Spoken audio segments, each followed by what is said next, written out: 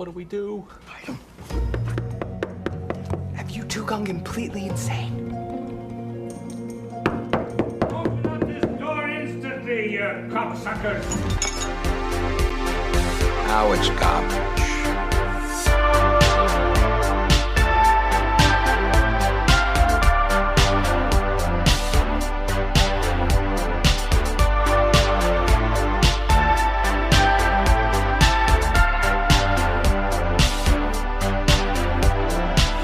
Just another movie night. Hello, everybody, and welcome to the show. We are Just Another Movie Night, and I am Scott. I'm Joe. Hey. Hey. Hello. Hey. How's it going? I'm thirsty. Get your drink on. I mean, I have regular water. It's not bong water. It's February. Did you know it's February? And what we do in February is we'd like to give a little love to people we've met, people who have suggested movies, and we are doing a whole month of one person suggested 4 movies to us. And that would be Viking Ken on Instagram. We met we met him. We were actually, what was it? We were in a comic book hunting. We were comic book hunting. We were in Tally, and we met Ken at a comic book store, and he's a really nice guy, and we got to talking to him about comics, and he was just really cool.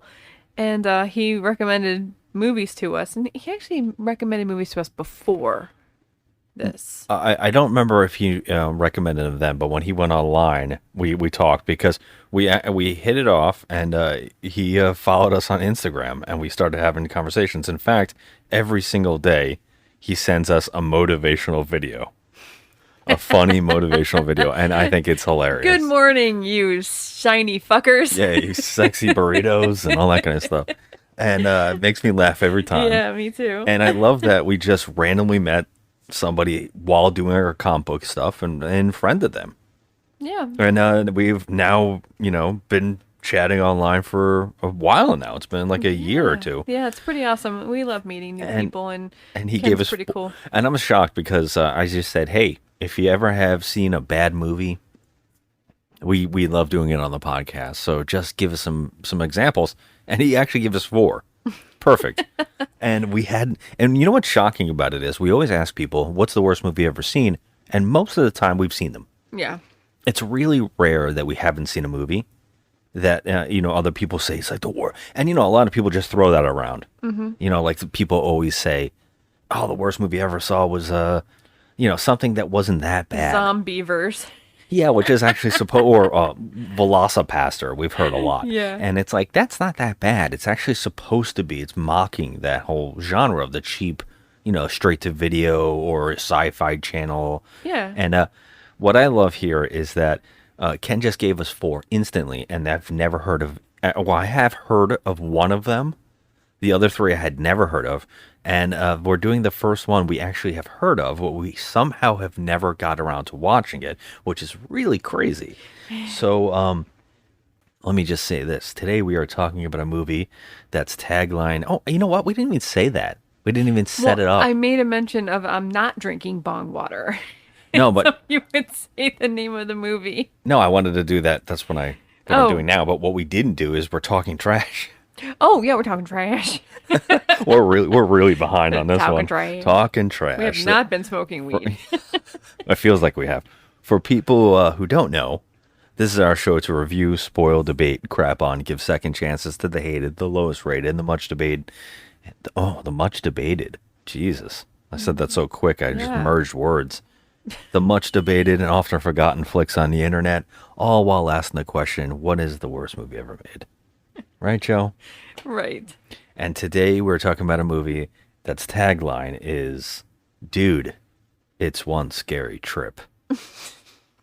We are talking about 2006's Evil.Bong. Yeah, it's a full moon. It's a full moon night. Charles Band night. Oh, God.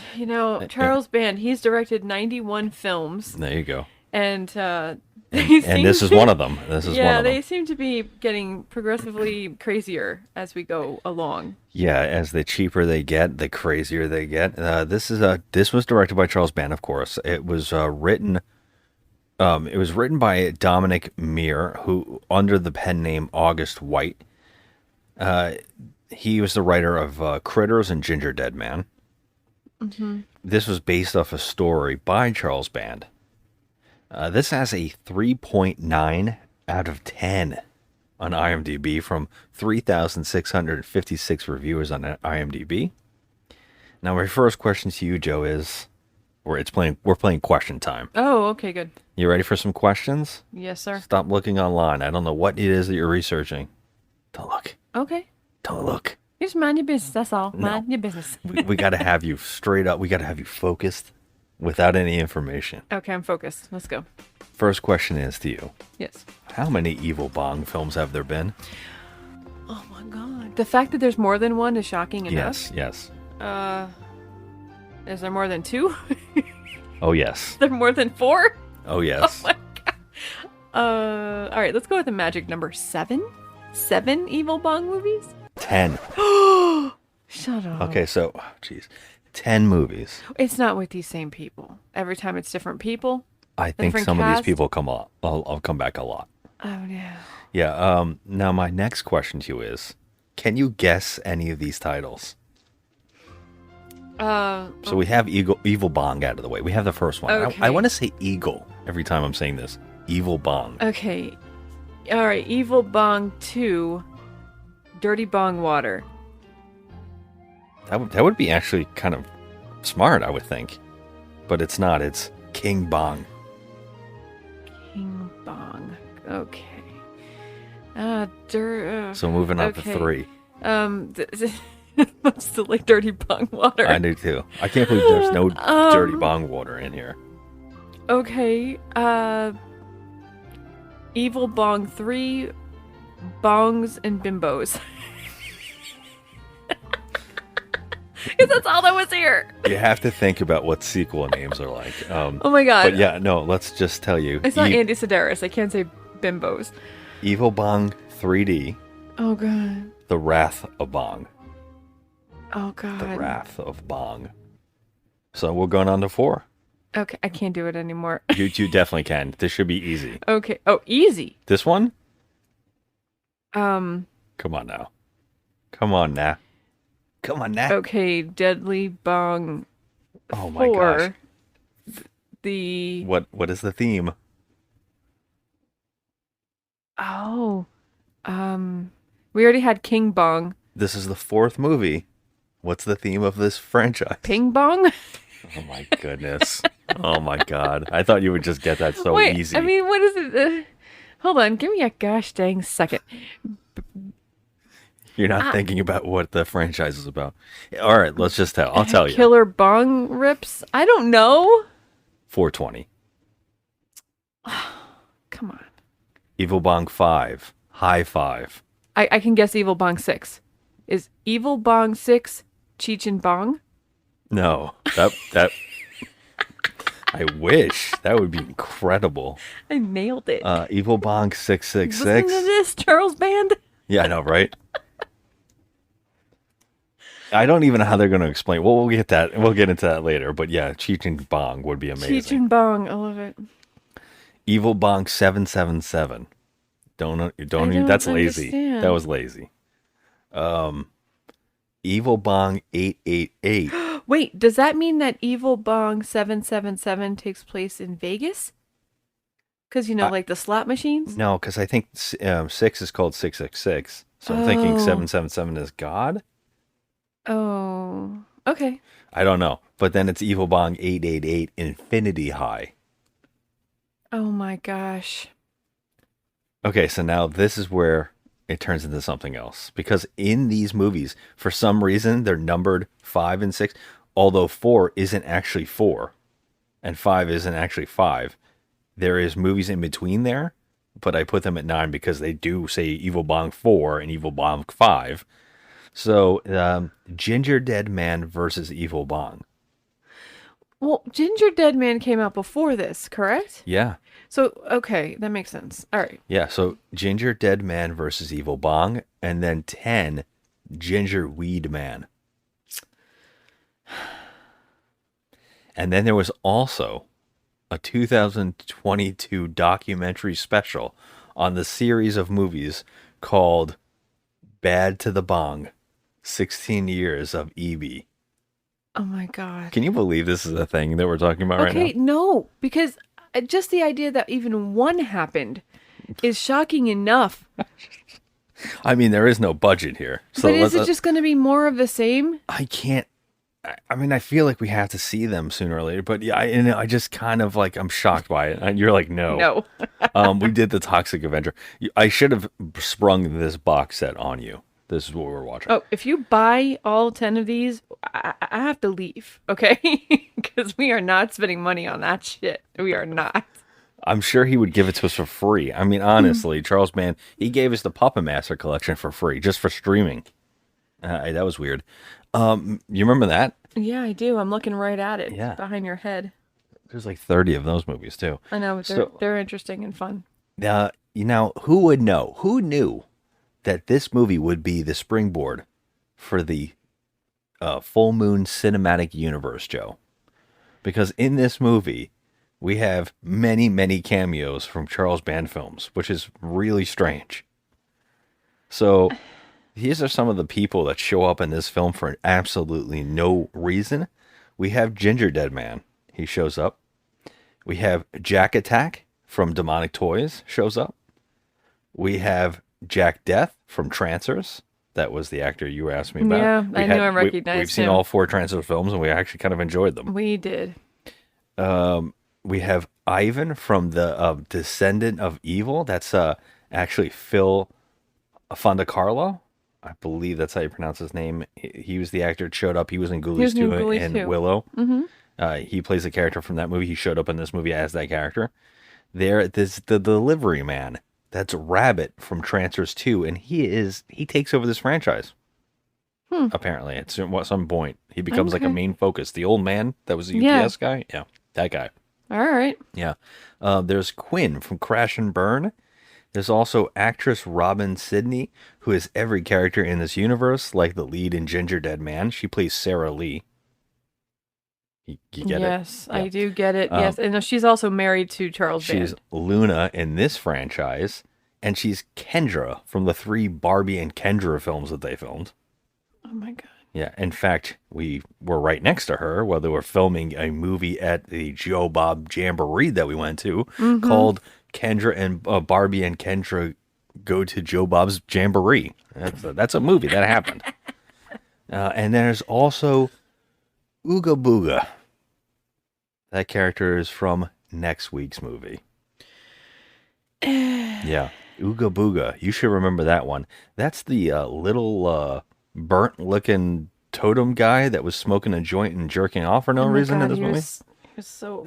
Oh my God. He looked like a burnt, like, Living Dead doll. He did. He looked like a matchstick. So bad. Okay. Yeah. You know what? A burnt Living Dead doll is the best. Yeah, it's like someone went to Hot Topic, got the marked down one, and set it on fire. Yeah, that's what and he they looked shook like. him around. He looked like the Trilogy of Terror. Yeah, you know, which is what he's based on. yes. Yeah. Yeah, but someone just did him wrong. You want to hear something crazy? I guess we could talk about that later. But that character, apparently, in next week's movie, he's in there. And then apparently he has his own spin-off movie called Ooga Booga, and Karen Black is actually in it. Oh my God, stop. Because they based him on Trilogy of Terror's Zuni doll. Well, So they actually got the actress from Trilogy of Terror to be in that movie.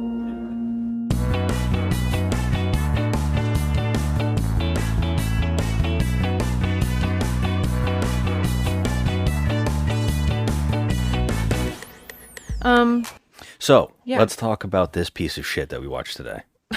how dare you? Yeah, It's a this- masterpiece. You're not even speaking about Charles Band in that negative way. Let me just say this.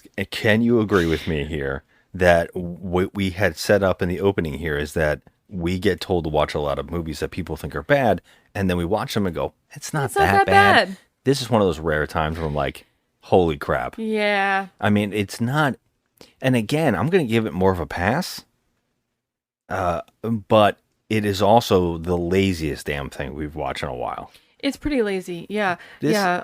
it's Viking virtually- Ken, I want to know if you actually watched this movie. He said this is one of the worst movies he's ever watched. So, I So was he like, actually seen it. He didn't just that's what he told me. hear of it and been like, oh, okay, Joe and Scott, you need to do this. Here's how I know he definitely watches Charles Band films, because he gave us another one for next week. All right. So this is somebody who watches crap like See, we do and gets it. I knew that we liked Ken. Yeah, I see it. Like he gets us. He gets us. So, okay, this movie is very easy, and this is gonna be a short episode because let's face facts, not much really happens here, and I would say that the movie takes place in one location, which is a fake sitcom set. It is a sitcom. It's just a room. I feel like that's on a set. yeah. This is like they built a fake room in a warehouse. It's so lazy that we don't even have bedrooms.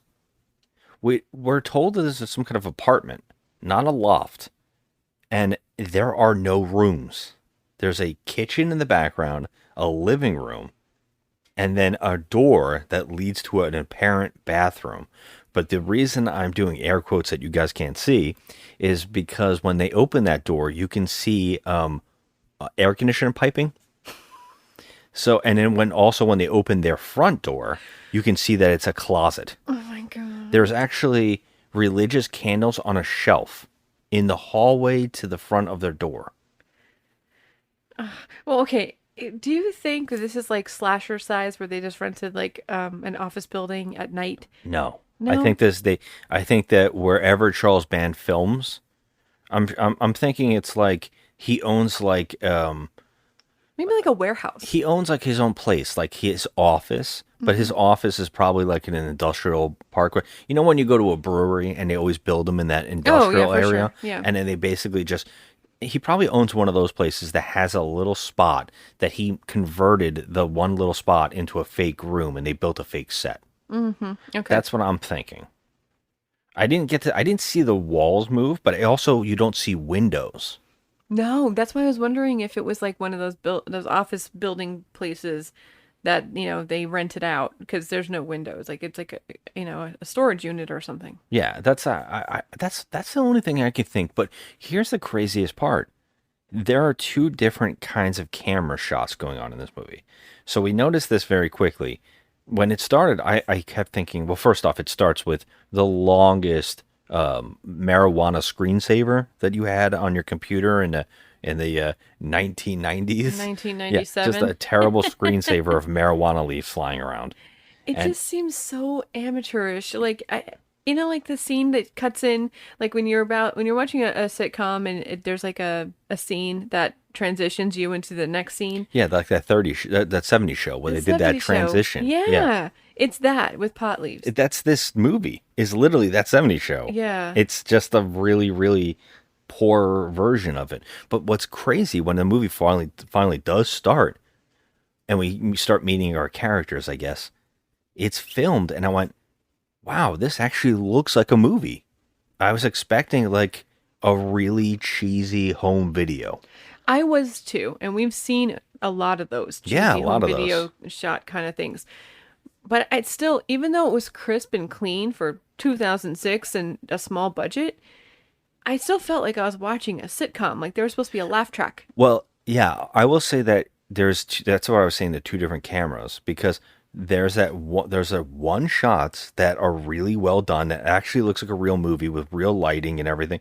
Then you get the sitcom shots. Mm-hmm. So like at one point, I think it's the first time it starts is when a guy brings his girlfriend home.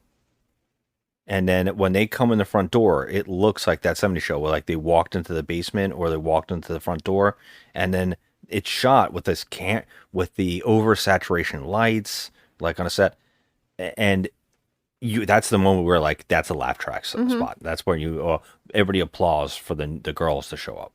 Right, exactly. Yeah.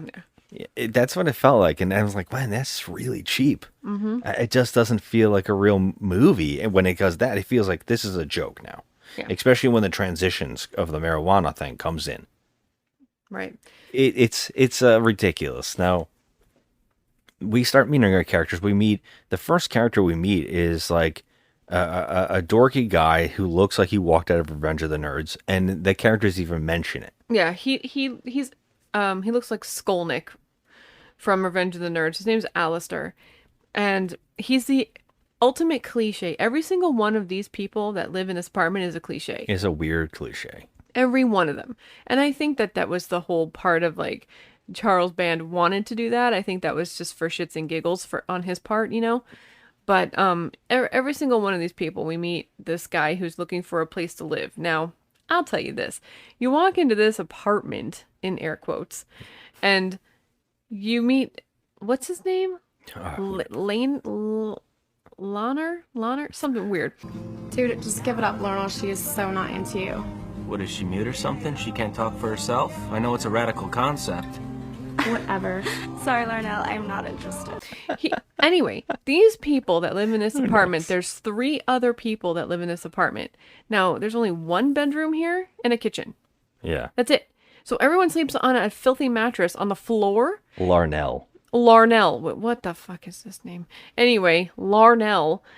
He's I guess the main guy of the 3 of them, and they're all the same person. One's like a surfer stoner. It's because there's the 3 cliches. You have the Ryan Reynolds, Van Wilder version. The sports stoner. So he's the stoner. That's the other guy. That's the sports stoner. Yeah, he's the sports stoner. And then you have the surfer stoner. Then you have the intellectual stoner, the one that has the smart mouth. Yes. And then you have the 2 other guys, the jock and the surfer.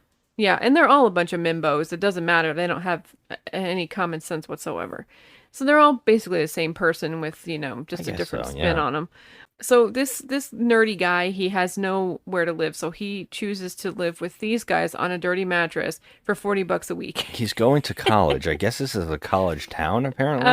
I don't know if the other 3 are going anything. I don't know what they're doing, but he's going to college and he needs a cheap place to stay, and it's $30. And $40. $40? Yes, I thought it was $30. I'm telling you what, okay? You can literally live in a back alley for free, and it would be cleaner than this apartment. Yeah, but things really go his way, hon. Oh, that $40 does go a long way in this movie. Does it, though? I guess it does. I mean, Alistair... he does get to sleep on a nice, dirty mattress on the floor. Alistair definitely hits above his weight, is what I'm going to say in this movie. That's kind of not nice. I'm being honest. What do you mean? Here. Are you trying to say that the nerdy guy can't get the girl? This guy in particular. I mean, they're going out of their way to really make him look like crap. They are. I mean, if you fix up his hair a little bit, he's not, he's a decent dude. I mean, aside from his dorky demeanor, I guess. And this guy's not a nerd. He's an out and out dork. He's just a straight up dork. He can be cool if he tries. So he gets picked on a little bit by the other 3 guys. And all they do is sit around, play video games, and smoke weed. That's like quite literally the whole entire existence of these 3 people, except one of them, who is the sports stoner. He has a girlfriend. Yeah. Of course we get all those things too, by the way. We get all those terrible things where, he's trying to study and they're all making noise, and we get all that introduction. What I also have to point out too is the sports guy goes out of his way to kind of like talk about how he's like really into sports and like doing things with, like, he's got some awards, baseball trophies, and he's like obsessed with it. But then you think, oh, this is his character and it's going to go somewhere. No, they actually never act like that's a thing. He just becomes another one of the guys. They're literally the same guy. I would say that one guy, whatever the hell his name is, the one, Larnell, I think that he kind of stands out from the whole bunch.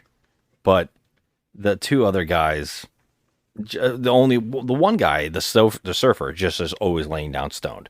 He doesn't do anything. He really doesn't have anything going No, on. it's like, okay, are you even going to classes? Like, nobody ever does anything that they're set up to do in this. It's like, are you college kids? What's going on here? What is going on? But like you said, that he finally brings his girlfriend home, and that is the actress we were just talking about playing Kendra and all that kind of stuff, and Charles Band's wife now. She shows up in like a cheerleading outfit, and she also has brought a friend, which is these two again is one of those other cliches where they don't seem like they would be friends at all. I don't know. Because she's apparently the friend is intelligent. Yeah. You're trying to say that the one character. Well, the other one is she's a cheerleader. out of her mind. She's not a cheerleader. She's not a cheerleader? Because Alistair goes up and goes, "Oh, you must be a cheerleader," and she goes, "Why do you think that?" Well, she's and okay. then he goes, "Well, your outfit would be the indicator," and she goes, "No, it just gets guys horny." She's okay. So she's just wearing that cheerleader costume. Just wearing it. That's it. Okay. That she's just wearing it. Oh, jeez. And then this other one that's actually a psychology major is hanging out with her. Yeah, I don't think so. This girl has half a brain cell in her skull, and you're hanging out with her. I don't think so. And there's a scene later on where she goes crazy, and we were just staring like, what is happening in this sequence? I don't know what the actress was doing. I don't know. I have no idea. It's not funny. It was really weird. Like, just what the hell is happening? Let's just assume that Charles Band was like, okay, go as crazy as you want to go. Yeah. And we knew it was a problem when she brought a pogo stick with her into the sequence, and we kept going, what is she always having a pogo stick for? Yeah. And then when she just starts pogo sticking, and I guess the joke is that, is that what you say, pogo sticking? What do you call it? I mean, do you have a name for this? Is it pogoing? I would say jumping. Jumping. I don't think that's when you're on a pogo stick. Okay, you can't just be jumping. Am I pogoing? correct? I said pogoing is an option here. You said pogo sticking. Pogo sticking. Or Sounds pogoing. Like a sexual pose. Well, hey, what happens in the scene is exactly that. Her orgasming and freaking out while pogoing. Okay, first of all, that does not happen until the middle of the movie. I just wanted to point it out because we'll probably forget about it by the time we get there. Okay, so we meet these two girls. They steal all their weed. They steal all their weed and then they leave, right? So in the next scene, wow, we didn't even set up that they ordered a bong from. No, that's what I'm telling you. Okay. So when they the next scene, they open the freaking door and they don't even know why there's a delivery guy at the door. They forgot. That's how freaking stoned they all are. Yeah, but right? they read an ad in the newspaper, or it looks like, the back of one of those old comic books we used to have where they had those cheap ads. Oh, yeah, yeah. A lot of people might not know that was a thing, but that was a really cool thing. When we were kids, we were always kind of staring at it like, I want those X-ray specs. I want all that kind of crap. And it's like they found a wanted ad, or like some kind of sales ad in the back of this thing, but it's a magazine. And I was like, is that the local magazine? What is this, right? But then they read the article and it says, the sales ad or whatever the hell it is. They're like selling a bong. First off, they're selling a bong on, like, for everybody can see. In a want ad. So, okay, wanted ad. Can we just first say that this is the most ridiculous ad of all time? Because number one, they make a point to say that this bong is from a cellar in New Orleans. Yes. Where like voodoo and shit happens. Yes. And it says it might be possessed. Might be possessed. With Al's rent, I finally got enough to buy this. Large bong for sale. Originally purchased in the 1960s in New Orleans. Recently deceased owner claims it was possessed. It's wicked. Whoa, dude. A haunted bong. It's guaranteed to give amazing highs, bro. Seller not responsible for possible bad side effects. We gotta have it. We gotta have it. And they're like, the guy's like, we need this in our life. Now let me ask you, who the hell is selling a possessed bong? Say this is a real thing, okay? Yeah. Say that the bong is really possessed and this person knows it is. Yeah. This thing could like kill somebody else and you're selling it? Yeah. Instead of burying it deep into the earth. Exactly. Exactly. That's amazing. We actually find out who's selling it and why later on, and they tell us a couple times, which is weird. Oh my god! But yeah, so the guy's like, we need this bong in our lives. So it finally does show up, and I was already mentioning an actor shows up who is a later aged gentleman as a UPS driver who is just off-putting as all hell. Yeah, he's kind of creepy. Yeah. But he's a delivery driver. He's just a cameo. He says he makes $20 a week. No, $200 a week. Oh, $200. He said he's professional. He doesn't want to lose his job, so he didn't open the box. Because he brings the fucking box, and the guys are like, "What is in there?" Like, I didn't open it. I'm professional. I make over $200 a week. So they are so stoned they forgot that they ordered this thing. Now I'm gonna tell you, they opened the box. This bong. How many feet tall would you say this thing is? It's like half a person, right? It's like a good 3 feet. I would say it's it's huge. It's one of those, like, what do you call them? Hookahs? So, okay, this is the conversation. This movie's called Evil.Bong, but this is clearly a hookah. This is not a bong. I mean, I heard, I don't know from personal experience, that you have to put water in a bong. You have to put water in both. I believe it's still the same kind of thing. A hookah has hoses. Yeah, they immediately just start smoking out of this thing. No one puts anything in it. They didn't even clean it. Yeah. They didn't put water in it. They just didn't start clean smoking. off the. Yeah, it's gross. And it Absolutely works gross. fine. So it's this big blue, like 4-footer hookah. A bong. If look, we're both admitting we've done our amount of smoking pot. I don't know what you're talking about. And well, whatever. I'm not clean. When you smoke a bong, you hit the top. Yes, but this thing is like 5 feet tall. But that's what I'm saying. They're not hitting the top. Why is this called Evil.Bong? No, I know, right? It's not a bong at all. It's not. When you use hoses, you're not hitting a bong. You're smoking a hookah. Yeah, it's like what the Cheshire Cat has. He Yeah. has the little hose thing. So. Well, they say water pipe. Yeah. Right? So I don't know. But there's no fucking water in it. There's no water in it, and it works fine. It works really good. And it is really good, actually. and by the way, I will say that the first instinct that this one character has that bought the pipe in the first place, Larnell, he says it looks like a hot woman. Okay. He said, "Oh, look at the tits and the vagina." What? He didn't even say. Did he say vagina? He said he like said cooch. vag. Your vag. I'm just like, okay, I got nothing. So I'm like expecting there's gonna be some sort of there's gotta be some kind of like, perverse, like, scummy shit about to happen. Like just perverted stuff, right? Because immediately when he made that comment, I'm like, oh, okay, so something. Well, he's for some reason horny for the bong, instantly. Yeah. And by the way, you can see when you look at this thing, and they're never referencing that they can see it. There is clearly a face that's been painted over. Yes. And that's a thing that the more people use it, the more the face comes out of it. Yes, because it's possessed and it needs souls. Yes. it doesn't even. I don't even know if it takes. Well, we were going to talk about. What's impressive to me about this instrument is that the main guy, what's his name, Larney? What's it? Larnell. He doesn't even this thing arrives, right? And it's like he's marveling at it. But he's smoking a joint. He's not even taking a hit off the bong. But Bachman, the surfer stoner, takes a hit off of it. They all do, but they said they don't have any more pot. And then my favorite part is when he goes, let's take another hit. This thing's amazing. They go, oh, we don't have any more weed. And then he starts smoking a joint. And I was like, well, I don't know about anybody else here, but I think I found the weed.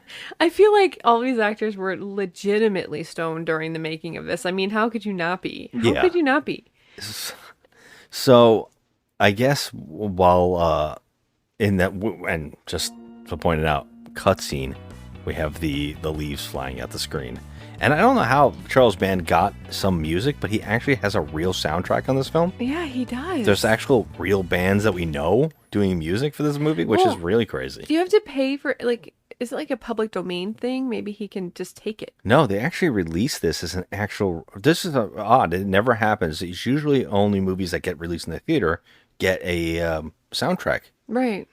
like released. But this movie actually got a soundtrack released. Oh, wow. Do the other 9 movies have soundtracks also? Oh, I didn't even. Do you think I'm going to look into the other 9 movies I mean, it's your that job. deeply? You know, you got to look into this stuff. I only looked into a couple things. I don't know much. But I didn't want to spoil them for me, Joe. Oh, God. I don't want them spoiled for me. Spoil? Really? I can tell you it's the same. It's a goddamn same situation that we had in this.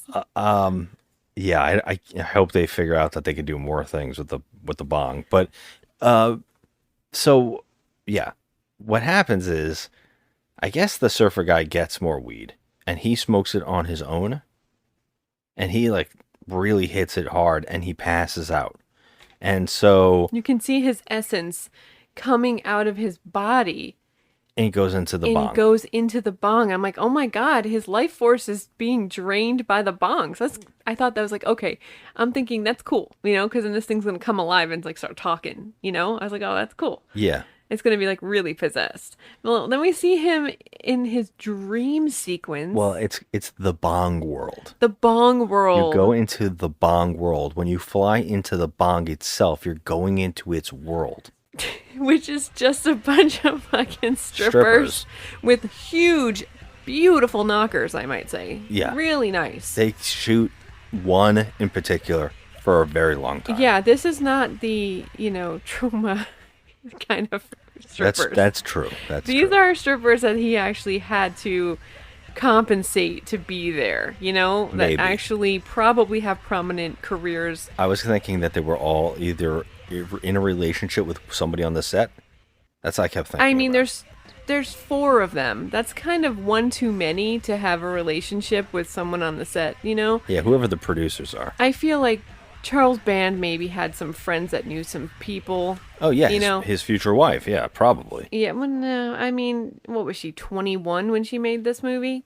Not even. Yeah, exactly. They're like my point exactly. 40-year age difference. No whatever. joke, but whatever. So, yeah, I mean, so the dream sequence is this strip club, and I mean, I guess I would expect it. Yeah. I guess I would expect it to be like a little more savage, because. Well, no, isn't it he seems to be like they're lured into their fantasy.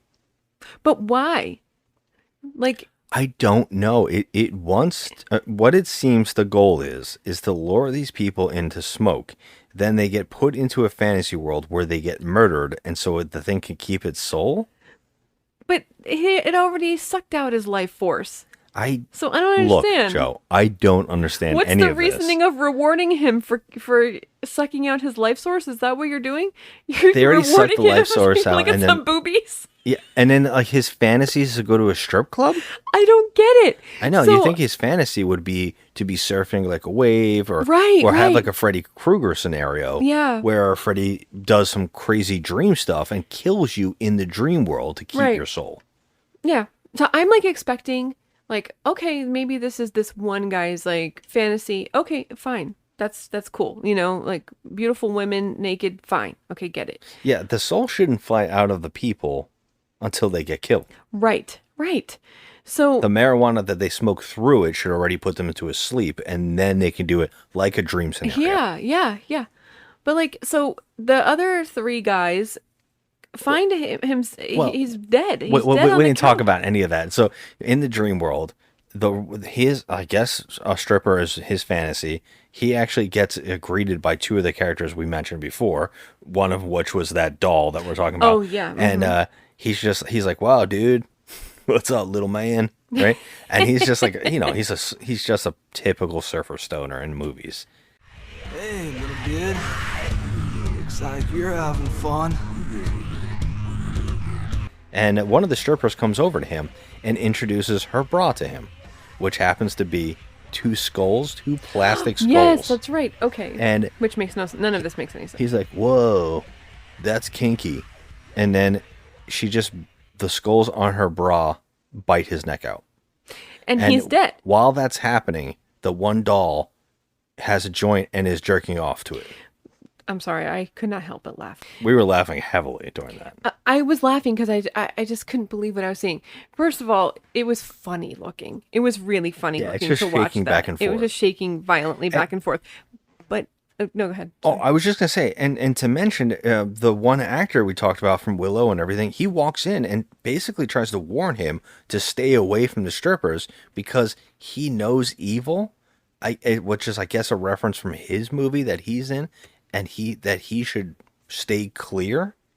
So in the Bong world, other Charles Band characters are trying to warn characters not to die in their fantasy. Yes, but How is this the Bong world then? That's what I don't understand. It's sucking his essence into the Bong and giving him a fantasy. To kill him, to get his soul. Well, how is getting killed a fantasy? And No, the fantasy is to lure them into seduction. Yes, but they already sucked out his soul. Again, you got to stop looking at it like that. It's. I think we're watching him going into the Bong world, like the dream world. Oh my gosh, I can't believe we're analyzing this. It's baffling. I really don't understand the concept of the movie. I don't understand what it's doing. I don't know what its powers are. Well, I don't really understand any of it. So he's dead in the dream world, which means it's like Freddy. So he's dead in real life. So he's supposedly dead in real life. He's just laying on the couch dead. The other three clowns, they find him and they don't even call the police. They hide his fucking body because the best scene in the movie happens right here. Yes. Where Grandpa shows up. For no reason whatsoever, the Blarney, whatever the hell his name is, Blarney Stone, his grandfather shows up in a wheelchair, rolls in, and has some of the best dialogue you've ever heard in your life. The best dialogue. Hey, Gramps. What a cool surprise. Hey, Si, it's great to see you. Ah, shut up, you pathetic louts. Moronic pricks. Miscreants, all of you. Where's the other one? The surfer. Bachman? Oh, he just up and moved out, kind of a drag. Yeah. Moved on, did he? Well, good riddance is what I say. Just an utter waste of human skin. About as much use as a soiled tampon. Who's this? You're new here. Alistair McDowell, sir. It's a pleasure to meet you. You seem different than the others. Clean cut. Well-mannered. Marked improvement. Yeah, Al's really great, Grandpa. Even helps me with my studies and all. Ha! That's a wasted cause if ever there was one. Got a mind like a urinal cake. So bottom line is he shows up for no other reason but to set up a joke, which is the silliest thing. But he shows up to tell Larnell he has a new grandmother, right? And because his grandfather is super rich and whatever, Larnell automatically says, oh, is it a young, big boobed girl that I can bang on the side? Right? And so he's like, egging them on, like, oh yeah, it might be, right? And then the grandmother walks in and she's literally 180 years old with a cane. Yeah. And that she was goes right to sleep on the couch. She goes right to sleep on the couch. It was the funniest joke. And all the grandfather is doing the whole time is just insulting them, calling them cocksuckers, calling them all sorts of names. And it made me laugh. Oh, it's the best part. I was hoping you'd hook up with some big-titted bimbo that I could bang on the side. You disgusting pervert! Oh, I only hope that one day convicts will feast upon your scrotum sack. Bro, I was just kidding around. You don't gotta come at me like that, Grandpa. Is your mind perpetually in the gutter? You useless, vulgar douchebag. This is your new grandmother we're talking about, not some two-bit loose floozy for you to defile with your nasty little penis. No good, worthless enema bag. So, Si, It's literally the best part. It has no relevance to the movie None. whatsoever. None. And it's bizarre that they did it because you think that maybe they just made more fodder characters, more characters to die in this universe. But these characters mean nothing and they don't do anything. It doesn't matter that these characters have backstories because we find out that Larnell's life kind of sucks and that's why he is what he is.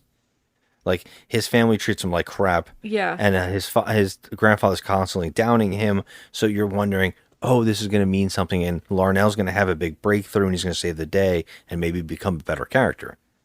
You know, no, doesn't matter, because in a shocking twist, Larnell is the next one to smoke the pipe by himself, and I was like, oh, I thought he was going to be the main guy since we're getting so much backstory. No, we knew that the nerd was going to be the guy. Well, you knew the nerd was going to be a thing, but I thought Larnell and him were going to be like, you know, the two heroes of the story. I didn't expect the jock to stay in it longer. So then Larnell goes and smokes because they have to clean up, and they hide the body of the guy. They throw him downstairs in the basement under trash. Which is amazing to me. It's like, honestly, I guess nobody would be looking for him. No. He's just a stoner. But here's the part that amazes me. And I was like disappointed because he gets sucked, his life force gets sucked in the bong also. Okay, now we can see that the bong has changed after Bachman got killed. So it's now got like a more prominent looking face on it. And I was like, oh, those eyes are going to open. I know it. But anyway, so Larnell gets sucked into the bong, and I give you credit for remembering Bachman, by the way. We didn't mention his name, but I love I that remember you knew that's that the only stoner's one name that was Bachman. I remember the surfer stoner. His name is Bachman. But I was expecting that the scene would change, like his fantasy would be something else. But no, they're back at the same strip club with the same 4 naked women. Yep, but dancing the same. This time, it's the different stripper is the one that goes to him. Yeah, so he gets a different stripper. Each one gets a different stripper with a different bra, and he gets another warning from other characters. Yeah, from the universe. Bill Moseley just shows up for no reason, and who else shows up? It's ridiculous. So, yeah, so he gets killed in that bong world again. Another one, and nobody. I mean, I would expect it to change. Like I just wanted his fantasy to change, but no, they only had 2 sets. Can we point this out? The first guy gets killed because skulls bite his neck on her bra.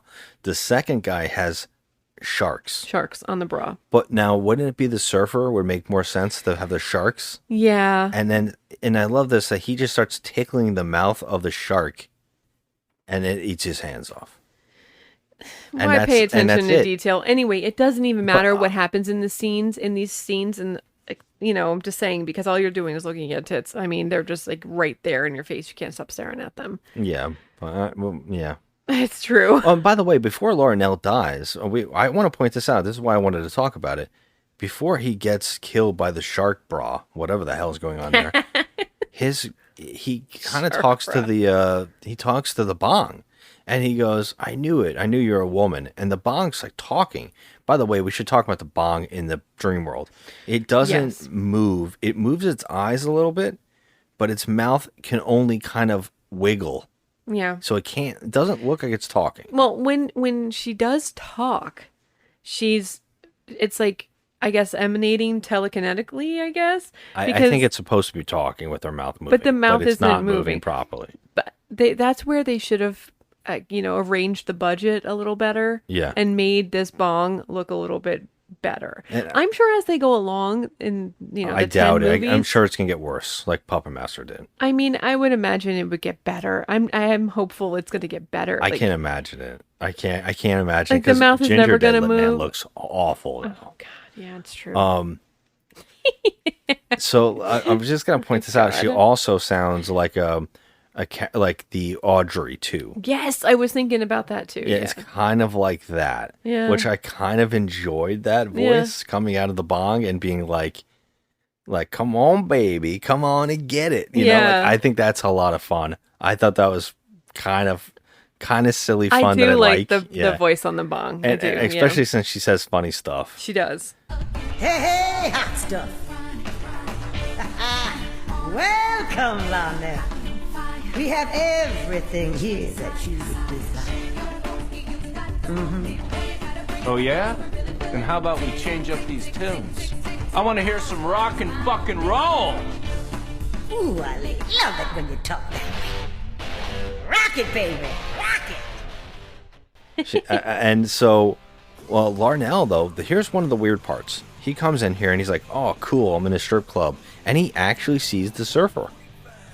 And the surfer's like, hey, man, you're going to have a lot of fun here. It's awesome. And he's like, you died, man. Yeah, I'm not dead. I'm having the best time of my life. But he died in there again. So he doesn't, he died in there, but why is he acting like he didn't? Or is this a part of the fantasy? I don't know. Oh, my God, I don't know. Because what also happens, and this is another weird moment, now it's supposed to be his fantasy, but instead, his grandfather wheels in here and starts yelling at him. And he's like, oh, screw you, old man. And then he has the bouncer throw the old man in the wheelchair, just tosses him out. And he's like, yeah, now it's a real fantasy. Does that mean that Grandpa died in real life? No, I think his real fantasy was to get revenge on his grandfather, but then instead why does it have to be at the same strip club? Why is it this? Because that's all they can afford. I mean, and again, this is just their warehouse. I think I don't even know. Yeah. Well, they had to spend money to put in those stripper poles. Those weren't cheap. I'm sure that was just a thing in Charles Band's office. He probably has that in his house. I'm sure he does. Yeah. But I'm just like... So, yeah, I mean, they throw his grandfather out, and then he gets killed by the shark bra. And then he's dead on the couch. Now, the whole point was, the reason they hid the body is because the girls were going to come over. Now, we're told that they're supposed to be throwing a party. And they got to clean up their place. Now, they didn't clean up the place the last time the women came over. No. So now at this time is some kind of special occasion. I don't know. It looks like a completely different place. Yeah, it does. When they said they cleaned it, it looks completely immaculate now. It's not even the same place. They're gonna have a huge party. And it's just four of them. Four people. Mm-hmm. And then they play Trivial Pursuit while their friend they don't know is passed out on the couch, is dead. Yeah. The jock and his girlfriend play against the nerd and the other blonde girl, which is a nerd as well. Apparently, they're smart. That's all they got to know. And he's like, I guess, being overly romantic to the girl by, trying to swoo her. I guess, but it's like trying to what? Swoon her? Swoo? Sway? Woo? Woo? Woo? Sorry, jeez. I like swoo. I'm gonna cut that out. No, you're not. I'll swoo you in a minute. I'll swoo you. You better hope I don't get no shark bra. So they're playing Trivial Pursuit, and the two nerds win, but they take a hit off the bong. The only one that doesn't is Alistair, who's the nerdy guy. He doesn't take a hit off the bong. So here's the most crazy scene of all time. I don't understand what the motivation was, but I just thought that when you take a hit off the bong, you sit on the couch and you just go, bleh, and you just, pass out. Which is what the jock does. His name is Brett. He just sits down on the couch and passes out. While he's trying to pass out, she's trying to have sex with him in front of their friends. Yes, but she's pogo sticking.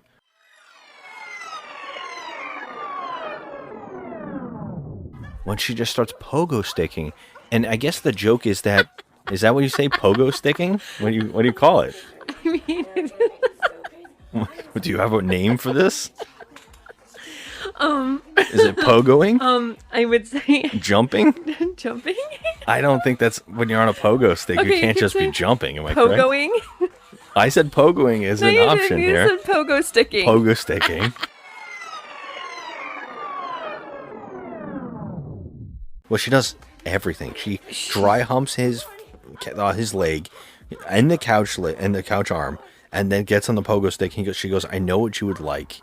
Will really turn you on." And she pogos.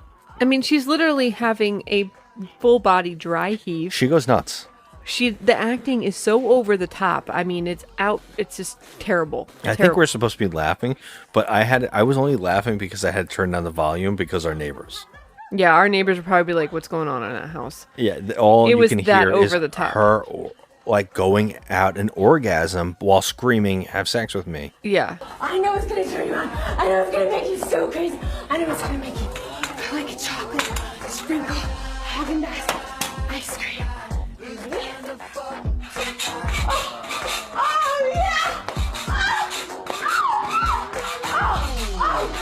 Yeah. It sounded it went like on for 5 minutes. Yeah, it was bad. It sounded like it could be coming from our apartment. Yeah, it sounded wild. So, yeah. So I started laughing and turning down the volume because I was like, what the hell is this? I don't think she's a very good actress, but I don't think anyone in this movie is a good actor. Well, we got to give the guy credit who she's doing this to because he has to stay still and not laugh. Well, I don't know if you happen to notice. She grabs his crotch multiple times. She grabs his crotch, and I think she took him off guard, and he had to actually cover his balls because he almost got his balls hit pretty hard. And I was like, oh my God, this girl, she's going too rough. She's going too rough. She finally passes out. They finally pass out. They get their souls sucked into the bong. And they see it. The nerds see it. They see it, yeah. They go, whoa. Like, what is happening? Now, he's completely sober. He didn't take any hits or anything. Yeah, and he realizes, oh, it's got a face now. Yeah, it literally has a full face on it. And so they see the essences going into the bong. And his girl had already taken a hit, and they're trying to figure out, okay, what's going on, and she's like, well, how come I haven't gone in there? Like, how come it hasn't happened to me? And what was the reasoning as to why it didn't happen to her? Well, right after she says that, she sits down, she does pass out, and she goes into the bong. I thought it was like they had some reasoning as to why. Oh, they say a bunch of ridiculous mumbo jumbo to explain it. That doesn't make any sense. It isn't logical. No, it's not logical. I mean, certainly not in terms of the physical world, it's not. But I believe now we're dealing with worlds beyond the physical. You mean spiritual, transcendental. Transcendental, exactly. When Larnell purchased this bong, the ad warned the user against possible bad side effects. But it's obvious. They weren't warning the user against substandard drugs. They were warning the user against this bong. But I smoked from it too. And when the jock and the girl go into the bong world, they also get warned by random characters. And then this is a weird spot. He's like, if this is my fantasy, why the hell, if this is my trip, why are you here with her? Yeah. And a bouncer comes and grabs her and brings her away because she actually sees a box and she thinks it's makeup for some reason, but it's actually the killer Jack-in-the-Box from Demonic Toys. Yeah. And that's when he's like, get her out of here. She's so annoying. And the bouncer takes her away. Okay, now again, this is a very disappointing situation because this is a fantasy. This is the bong world, but this is not everybody's fantasy. Like, I get it if you're a guy or whatever, fine. But why would this be her fantasy? It's not, you know? We don't even know because we literally never see what happens to her after she's taken away. No, we don't. What we do see is that he knows the stripper. He used to date her when she was younger. Mm-hmm. And then the stripper now has a bra with lips on it. And I guess the suggestion is that the lips bite his dick off. Yeah. So we have... And then that's it. And then he's dead. And a skull bra, a shark bra, and a lip bra. Yeah. They're running out of ideas real quick. Yeah. We cut back to the girl now passes out. And the guy, Alistair's trying to figure out, how do I get in there? What do I do? Let her, give her back. And then all of a sudden the door opens up and Tommy Chong shows up. Whoa, dude. I've been looking all over for you, man. There you are. Who are you? Oh, I'm Jimbo, man. That's my bong. It's your bong? I thought the ad said that the owner was deceased. No, that's my wife, man. Wishful thinking on her part. No, man. Well, then perhaps you can explain what's going on here? It's the bong, man. It's evil. Well, if it's dangerous, then why'd you put it up for sale? I didn't put it up for sale, man. My wife. She sold it, man. I had it in storage. She sold all my shit, man. Sold my Hot Wheels collection. Man, I miss those little cars. Tommy Chong shows up, and again, best part of the movie. Yeah. He's funny, and he is doing all Tommy Chong stuff. I mean, he's just having the time of his life. I mean, I don't know really is. what they paid him. They probably could have just paid him in freaking The strippers weed. at the end. Yeah, that's probably, yeah. But He's playing Jimbo Leary Jimbo Leary, who now he explains multiple that times. this bong belongs to him and that his wife sold it and didn't tell him that she sold it. Now, and then he says, because it killed all my friends, dude. It killed all his friends, but not him, though. Yeah, almost did. He goes, it almost did, but I survived. And he's like, oh, but the girl got in. How do I get her back? And he goes, oh, if you get sucked into the bong world, you don't come back. You die. And he goes, well, except for me. I came back. But everybody else is going to die. Well. And he's like, yeah, but how did you come back? He said he took a series of vitamins. Which It's we just know how he is says like, it. He's like, oh yeah, and by the way, I uppers did, or but everybody something. else, I don't know how he got out of the dream world. they don't but even tell us. Why would you even want this back? It's like a murdering bong. But he shows up and he's trying to destroy it. He wants to destroy it. So he's got all of these, like he's got a hammer. He's going to try and smash it. All these things. He makes Alistair takes a hit. Yes. So Alistair gets sucked back into the. So he gets passes sucked out, into instantly the goes to the bong world. because he wants to save his girl. So the best thing, though, I'm going to say that this actually made me feel better a little bit, is because when she goes into this stripper world, she's in a cage with a man, like a male stripper. So I was like, okay, at least that makes some sense. They try to switch it up a bit. Yeah, but what I don't like is that for some reason she's giggly and out of her mind. Yeah, she's really crazy, like the other girl was acting. You know? Yeah, but she didn't act like that in the bong world. She only acted like that in the regular world. True. Yeah. So I don't know. In the bong world, this girl like went nuts. This bong world. I don't even know what we're talking about. She's acting so giggly with the male stripper. Well, Alistair is, and by the way, if you watch this sequence, all the strippers come on Alistair, and he's having Jack, what's his name?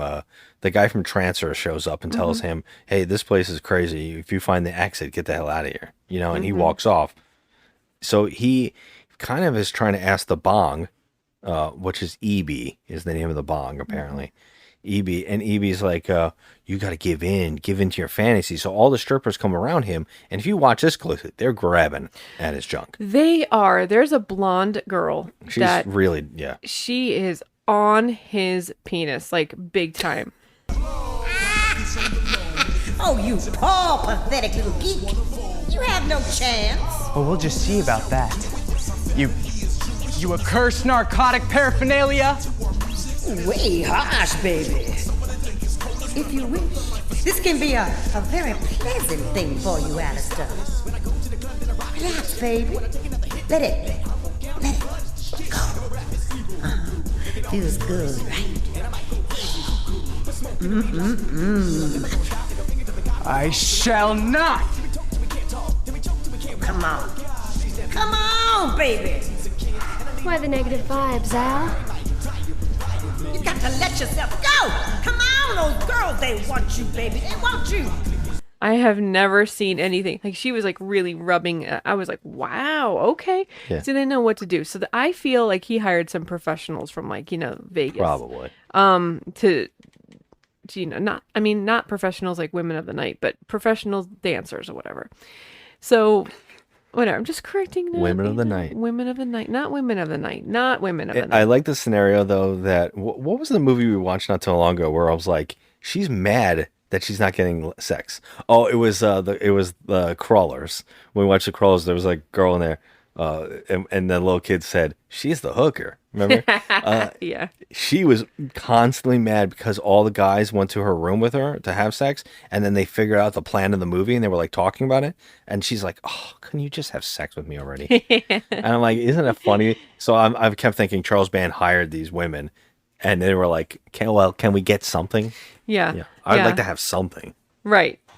So I mean, they were probably nicely paid for their time, and they're all very attractive, beautiful bodies and stuff. So they got some nice screen time. Alistair fights it, and he runs off to save the his girl, and the girl's just out of her mind. But he makes her eat those vitamins or whatever the hell they are. I'm guessing they're uppers. Yeah, who knows? But in the outside world, while Tommy Chong is trying to kill the bong, which is really funny, he's like taking out chainsaws. He's trying to hammer it. He even has a bomb. But she's like, the bong says, I'm going to pull out the big guns, and starts steaming the whole room up with what Tommy Chong says is the good shit. And she's like, yeah, baby, all the good shit. And he's like, look, I've smoked so much of it that I built up a tolerance. You're not going to win. You're not going to win. So he's like fighting it, but he finally shows up in the bong world because it didn't work. Right. And they took all the vitamins to come out, so he doesn't have any. Right. So they are able to wake up, and in the bong world, Tommy Chong reveals that he is strapped with a bomb, and he somehow brought it to the bong world. And he blows up Evie in the bong world. Yes. So what happens next is baffling. I was expecting a Nightmare on Elm Street ending. Yeah. What happens is that everybody who's died comes back to life. Everybody, even Bachman, who's been buried under who knows how much rubbish. He shows up at the front door and goes, man, I was buried under some trash in the basement. And then they're like, yeah, but what about Jimbo? What happened to him? And they're like, well, he must have sacrificed himself and blown up. First of all, they don't even know who Jimbo is. Only two of them know who Jimbo is. Yeah, no one saw him. The guy and him. the girl know who Jimbo is. They don't even know him. Yeah, why? If they died in the bong world, why are they back to life? They should be dead. Right. They literally had no pulses in the outside world. So it's just beyond ridiculous. But since they beat it, apparently, I don't even know what happens. What happens to the bong in the real world? Did they even show it? They didn't even show it. They didn't even talk about it, no. right? The only thing is that everyone, Bachman comes out of the room and talks, and then they're just all standing there in the room together, but they don't show the bong. Yeah, they don't. They don't. And then what they do show is Tommy Chong. He's with all the strippers, and they're all sitting around him. And he whips out his Matchbox cars. There was a running joke. We didn't mention that he loves Matchbox cars. And his wife sold them all. And he was like, I really love those little cars, yeah, man. His wife is just selling shit of his. He actually drives the Matchbox cars over their breasts. I was like, wow. I was like, are they uncomfortable? I don't even know the sequence. They weren't uncomfortable. I think one of them seemed like but what they tell us is he killed E.B., but didn't die, but is now the king of the dream world. Yeah. Of the bong world. There's no explanation here. None. This is just a bunch of silliness. I mean, this guy, I don't know what they paid him, but he was, honestly, he gets to look at naked women, act crazy, deliver some funny lines, and you get paid for that. I mean, they probably handed him copious amounts of weed, too. So I was just like thinking the whole time, wow. I mean, come on. Anything to do with, any movie with weed and Tommy Chong shows up, it's like, okay. Yeah. That's standard, Like I wasn't even like shocked. No, me neither. But him and the old man in the wheelchair are the only highlights. I actually think the bong idea is kind of funny, and the weed humor should be really, really funny. Mm-hmm. I think that this probably could have been a lot of fun if they did fun things with the bong world. Now, do you think if we were drunk, we might have had more fun? You think and if so? we were stoned, if people were like, everybody got together and got, smoked and got some food and put this on, I bet everybody would be laughing. You think so? I feel like there's something here that could be fun. It's just very lazily done. It was very repetitive, like you said. If they changed up the bong world, the bong world needed to be worked on. It needed to be worked on and explained of what it is. Yeah, because I don't know what it is. I mean, why is this thing collecting souls just because it can? Like, what's what is the it doing reasoning? With them? It wants to become powerful in the real world. Yeah, I don't get it. I mean, it's silly. I don't even know why we're even trying to analyze something like this. This movie was made for shits and giggles, I mean, that's why there's 10 of them. So the movie's over. I mean, Tommy Chong's, playing with his Matchbox cars with his new gal pals. That's it. The movie's over. So, okay. I can't wait to see how they're going to set up the fact that the bong blew up. So how is it going to come back? But like, if it blows up in the bong world, why would it actually blow up? Right. I feel like he did that on purpose. Expel the souls? Right. He did that on purpose so he could make another one of these. He didn't tell us anything so he can make another one. This is going to be a goofy franchise for him just to have fun with and, make with his friends. I feel like you're giving it a little bit of credit by even saying that he thought. He was just like, fast. Get this done. I mean, but you're still spending money and putting, people's time and efforts at, up front and center. So it's like you have to want to believe in what you're doing, I guess. I mean, I guess so. I mean, anyone can just make 10 of the same exact movies. Not that I'm saying they're all the same exact movie. I've only seen one, but I have a feeling it's going to be more of the same crap. I would just like to hope that in the next ones, the bong gets an improvement and they spend less money on other things and work on the bong itself. Like maybe make the mouth move or something to that effect. Well, I'm intrigued why in the Bong world the Charles Band characters are there. I would love to know why, because if the ginger dead man is like versing her in another movie and there's some kind of connection. By the way, the one character plays one character in each franchise, which is weird. I would love to know how they're going to explain that. So if that happens, Ginger Dead Man showed up in the Bong world. So, like, what is he in the real world? Is he in the Bong world? Like, is his soul there? Is that what they're suggesting, that it's some kind of purgatory? I have no idea. It doesn't make any sense. We've seen Ginger Dead Man, and that's not something that happens. Like, they don't discuss that or, I just would love to know how he comes back to life. Yeah. But again, I guess Ginger Dead Man 2, we haven't seen Passion of the Crust or something like that. I think that's what it's called. You gotta give him credit. Oh, you gotta give him credit, yeah. You gotta give him credit. I actually love oh, crap. A High Five and 420. I was like, okay, I love that. God. I love that. But Infinity High for the last one is kind of a funny idea. Oh my God. We're not going to be. I don't know if I can. Oh, honey. I don't know if I can get to all 10 of them. I think we know what we're doing in October. Oh, hell no. October's mine. We are not doing these freaking Evil.Bong movies. I cannot. I actually think I know what October is already. So anyways.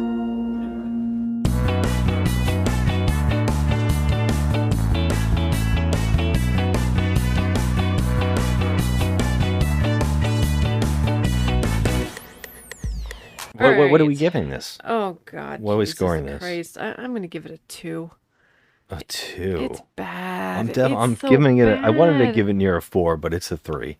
Oh, it's bad. I mean, okay, I can see if there was like a character that was less shitty than any of the other ones. No, they were all equally shitty. And then the plot is just straight up redonkulous. And then, I mean, I guess the only thing that would even warrant the 2 that I'm giving it is the Tommy Chong and the old man in the freaking wheelchair. That's it. That's it. That's it. There's nothing else. Everything else felt like a sitcom most of the time. And I feel like even like, with all the cliches and the silliness, even if I was stoned or on edibles or whatever, I still would not appreciate this movie. I just didn't find it like there's only 2 hysterical moments in it. And one had to do with a burnt, charred doll that was like masturbating. I'm like, okay, this is the high point. This is the high point. I see what you did there. Oh, you see what I did? I did not do that Evie shit would on be purpose. proud. I did not at all do that on purpose. But She'd yeah. be like, yeah, baby. I'm like, this is a high point. And I'm like, okay, if this is your high point, this movie's bad. So yeah, it's a 2 from me. It's bad. I'm going to go 3. I'm going to give it a little bit more of a credit than it should deserve, but I just feel like it's just something there, almost being fun. All right, well, and that brings us to our segment of Why We Can't Have Nice Things, where I read out 2 extremes of online reviews, a 1 10-star and a 1 1-star review, as proof that people can't rate movies, and they ruin it for the rest of us. So I'm going to start with the 1-star review. This is 1 out of 10, terrible, even for stoners. Oh, there you go. I watched this and was absolutely terrified at the level of acting and script writing that Evil.Bong has presented. Out of all the stoner movies I have watched, Evil.Bong comes last, and it will probably always come last. Whatever I watch. because this is one of the worst films of all time. The characters are so poor, it makes me cringe even when I think back to it. God knows why I even watched the whole thing. I can even go as far as to say how offensively stupid this movie is, and portrays the whole marijuana culture as one big rubbish trip. Even the star appearance of Tommy Chong couldn't save this one, I'm afraid. There's a marijuana culture? What do you mean? Marijuana culture. Of course. Okay. And it's being portrayed as rubbish in this? Yeah, they're saying that the stoner community looks like shit. It's not fun. Okay. You know what though? You were a part of it once. Come on now. I wouldn't call it a marijuana culture. There's a culture around it. There's like certain things that they love to do and people love, and there's like, all right. I mean, okay. I know for a fact that, well, I'm a huge Cheech and Chong fan. I'm a huge Cheech and Chong fan. And seeing, even him show up in the movie made me have fun. Just because I love them and I get that culture. Okay. All right. I'll give it that. Okay, fine. All right. So that was the 1. This is the 10 out of 10. Unbelievable. Charles Band wrote this. No. It's... Was it Evie? No. So bad it's good. That's what this is titled. I get that. Okay, go ahead. My mum often picks up cheap horror movies she finds at yard sales for me. And sometimes she brings home those DVDs with a handful of horror movies on them that generally suck. But I was looking over one of them and noticed the title Evil.Bong. It's the only movie I've ever watched on the disc, and probably the only movie I've ever watched on any of those DVDs. It's one of those movies where the plot is just so ridiculous and the budget so low that you laugh through the entire thing. A great movie to watch with a group of friends. If you enjoy the type of movies that are so bad they're good, I would recommend this to you. I've seen it about a dozen times and still put it on when I'm with friends.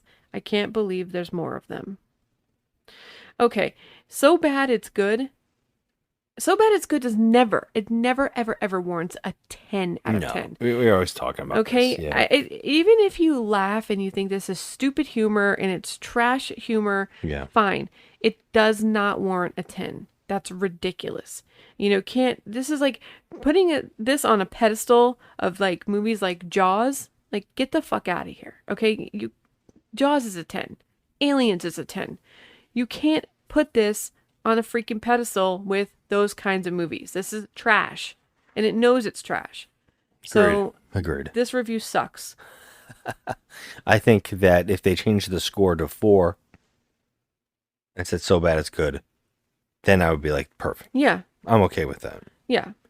Now let me ask you a question. Yes. We have a list. We both have saying this isn't the worst movie we made. It's kind of close. Okay. It's not that close, but does it deserve to be on the top 10 of our list of the worst movies ever made, according to what we've seen on the podcast? Yes. All right. You want on the top 10. Yes. Top 5? No. Oh, wow. Okay. No. So your top 5 are Star Wars Holiday Specials, number 1. Number 2, Dinosaur Island. Number 3, Toxic Avenger 3. Number 4, Mortal Kombat Annihilation. Number 5, Night Train to Terror. Where's Showgirls on that list? Showgirls is number 9. All right, put this at 10. Oh, you would have rather watched this than Showgirls? Yes. Oh my God. I fucking hated Showgirls. Well, on the top 10, we have 6 is Back to the Hood, Toxic Avenger 2, Murder Size, Showgirls, and Barbarella. You want to kick Barbarella off the list? Yeah. All right. That's how I feel about it. Barbarella is coming off. I would think I would put this at number 6, but we're going to listen to you. We're going to put it at number 10. This movie is really bad. It's bad. And then the fact that there's 10 of these, holy shit. Yeah. It makes me happy for the future to watch them. Oh, boy. God damn it, Ken. I can't wait. How bad is next week's going to be? Oh, shit. Oh, my God. What's next week's movie? Doll Graveyard. Oh, I can't wait for this now. And hopefully the dolls move and it's like, it's actually like my movie Dolls. But the one in this movie is it one of the dolls? Oh, that little like not Zuni burnt charred thing? Yeah. All right, I'll take it. Can you imagine that thing wiggling at somebody till they die? As long as it plays with his penis. Oh my god, funny. that was the best. I mean, yeah. they didn't show the I penis. love it had a but joint in his mouth. It did. Yeah. All right. Any parting thoughts on this episode? Oh my god, if this is any indication of what the month of February is going to be like, I have one thing to say to you, Ken. God damn it. And I say thank you. Thank you. God damn it, Ken. We need to see the worst. Yeah. This was a fun one to talk about. Well, I mean, I actually didn't mind watching it. I'm not gonna lie. It was okay. I didn't mind it. It was okay to watch, but ultimately this is a giant piece of shit. So, but that's what we do here on the show. We talk about giant pieces of shit and reflect on our lives. That's what we do. That's what we do. I'm happy to reflect on my life because my life is really good with you. I love you too. All right, everybody. As always, hit us up on Instagram at Just Another Movie Night and Joe at The Crafty Misfit. We would love to hear more movies that we should have on this list. If you've seen things just as bad or worse than Evil.Bong, we're here for it. Give us a heads up. Write us on there. I'm screening this shit. No screeners. No screeners. We'll do what you tell us. Yeah. That's what we're here for. All right. So until next time, thank you and have a good one. Bye. Well, I'm going to take myself a quick dump, and then Rose and I will be on about our business, leaving you three to do whatever it is you do. Everybody